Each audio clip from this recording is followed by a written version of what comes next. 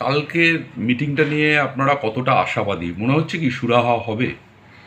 দেখুন, যেখানে ভারত সরকার নিজে ইনিশিয়েটিভ নিচ্ছে, সেখানে আশা করা যায় যে এটার একটা সমাধান হবে। মানে এটা তো একটা অপদার্থ এআইএফএফ যেটা পারেনি, সেখানে আমরা আশা করছি যে এতদিন পরে ভারতের লোকেরা, ফুটবল প্রেমীরা আবার ফুটবল খেলা দেখতে পাবে। এবং আশাতেই বাঁচা এখন, আর তো কিছু করার নেই আপাতত, কারণ আমরা যে স্টেট অফ অ্যাফেয়ার্সের মধ্যে পড়ে আছি, সেখানে আশা করাটাই একমাত্র উপায়। আমাদের কাছেও খবর আছে যে নাড়াচাড়া হচ্ছে এবং সেখানে খেলা শুরু হবে। সো সেখানে প্লেয়াররা আরও বেশি বসে থাকলে তখন ফিটনেসে আসা বা কম, মানে একটা খেই হারিয়ে ফেলে সেখানে। এই জন্য আমরা প্র্যাকটিস শুরু করেছি।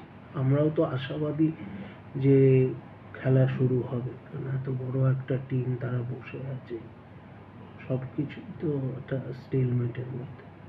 আর একটা ব্যাপার হচ্ছে যে কালকে ফেডারেশন প্রেসিডেন্ট করলেন, জানি মিটিংটার কোনো হয়তো সারবত্তা সেরকম ভাবে ছিল দেখুন, না। ওই মিটিংটা এতদিন আমাদের কোনো দরকার পড়েনি, বসারে হয়নি। আমাদের সাথে একটা কথা হয়েছিল মিটিংয়ে, কিন্তু প্রথমত কালকে আমাদের প্রেসিডেন্ট দেবাশিস দত্ত, সেও কলকাতায় আসতে পারেনি হঠাৎ। আমরা বলেছিলাম বুধবার করতে মিটিংটা।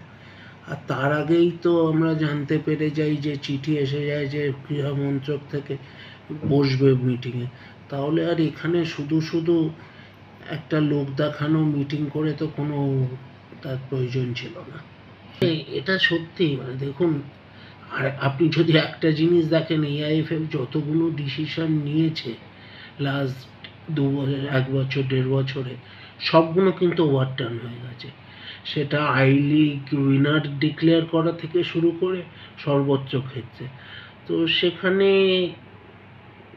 মানে এত গরিব একটা পেরেন্ট বডি একটা প্লেয়ারকে নিয়ে ডিসিশন, বা যাই না কল্যাণ চৌবের কার কাছে বাধ্যবাধকতা আছে বা আটকে যাচ্ছে এই ডিসিশন নিতে। সার্জিও লোবেরা কোনো প্লেয়ার চাইতে পারে আপনাদের কাছ দেখুন, থেকে? সেটা তো লোকেরা যত দিন যাবে, লোকেরা টিমটা প্র্যাকটিসে আসবে, ফিরবে, দেখবে, তারপরে তার ডিসিশন হবে। এখনো তো সেটা বলে কিছু।